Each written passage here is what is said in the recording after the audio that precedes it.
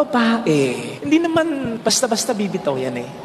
Aminin natin, ibang magtiis ang mga babae kesa sa atin. Iba yung tolerance nila sa pain. Kaya nga sila yung nanganganak eh. At ang babae, hindi basta-basta mag-give up yan. Kung hindi matindi ang dahilan. Again, ang babae, lalong-lalo na yung matinong babae, matinong asawa, matinong ina, hindi basta-basta mag-give up yan.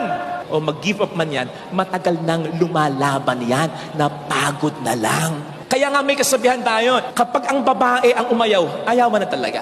Hindi ibig sabihin ayaw na niya, kundi dahil wala na siyang ibibigay pa kasi inubos mo na.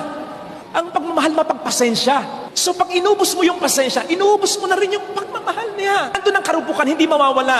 Hindi magiging perfect. Lagi ang pag-asama kasi hindi ka perfect.